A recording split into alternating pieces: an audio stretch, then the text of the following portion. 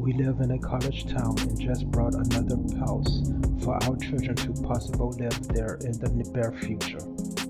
It's a basic and nice house that just needs paint and power washed, 5 bed, 4 bath. It's right near the football and basketball stadiums, which have a lot of yearly games and concerts. It will rent well to groups of friends coming back to visit for weekends. My question is, how to make it the basic Airbnb rental? No nice features, just bare bones like clean sheets, plenty of towels, Wi-Fi, and very clean kitchen basics, etc. And still have it respected. I don't care if they strip the beds or take out trash. Just no holes in walls and vomit. What to emphasize in listing. What to have on property to help alleviate the possible rowdiness. Someone already told me a large bin right inside for beer bottles, recycling, etc. Any other tips? Thanks. The title states 11 bed, but in the post the person states 5 bed. A 5 bed house is a big house. Even without knowing the short-term rental market, I would assume that type of house would be marked as a party house by college students. Reading the replies, there are a few people that thinks the same. One thought the OP was joking because it's very obvious what this type of place would be used for. This place is a large house that is very close to games and concerts. There is always an after party, and this place seems right to hold so many people for it. I have no clue what would stop college students to not throw a party. Even if cameras were allowed inside of the house, people have done much worse on camera. One thing that I can think of is something I want to try would be to compartmentalize large opening rooms. Let's make an example of the place that has 5 beds, 4 baths, 1 living room, 1 dining room. The living and dining rooms would each be walled up and converted to bedrooms. Maybe fill up each room with large junk, something like floor vases that are waist high. This should cause people not to be able to gather so much because there would not be so much open space. The less space in the room, the less number of people that can be in the room. I doubt this would prevent partying among the college-age students though. However, this is not what the OP wanted since the OP wants the family children to eventually live in the house. Well, we get to take whatever steps that are necessary to help protect our property. If making some walls helps protect, then great. Hopefully people in the comments have better suggestions. You are basically creating the perfect party house Airbnb. The right location, right size, and I assume you will be undercut pricing because of the minimum furnishing investment. Best case scenario, your property will get trashed a few times a year.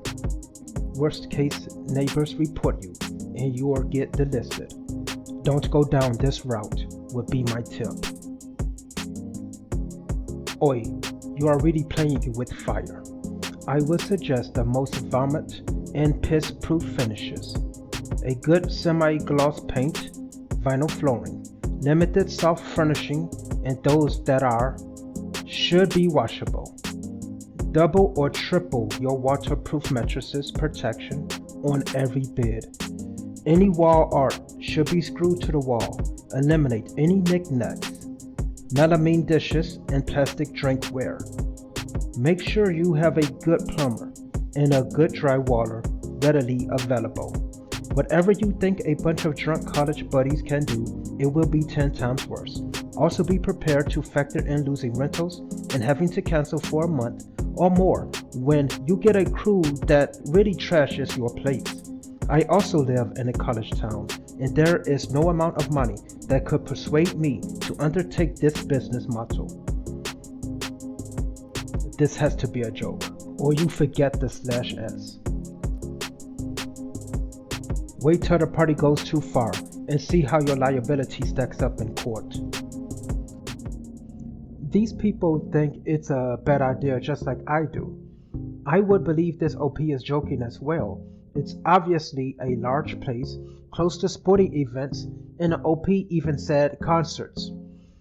Anyway, these comments are stating what are some negatives that can happen to short term rentals.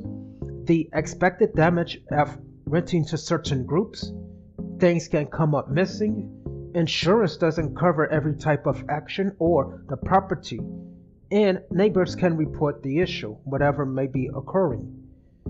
These are great ideas of things to think of since they will cost the owner money.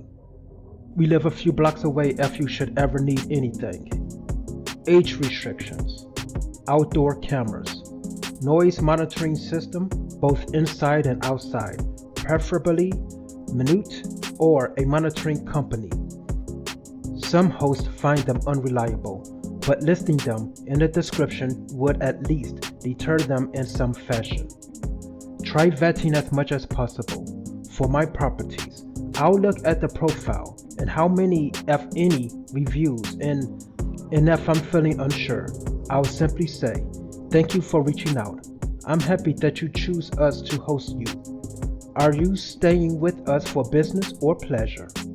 After whatever their response may be, I'll always follow up with, we live just a few short blocks away if you should ever need us to stop by.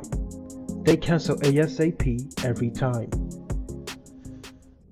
The person actually answered the OP question.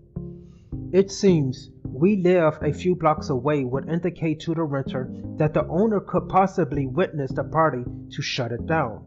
The age restrictions help against renting to people of a certain party age range. The outdoor cameras will make some people be on their best behavior, even though we live in a society with lots of cameras everywhere. However, one can put whatever measures one needs to protect his place. A noise meter would inform the owner when constant loud noises are occurring, usually indicating something rowdy is occurring. So in summary, vet as much as you possibly can and reinforce that you are nearby.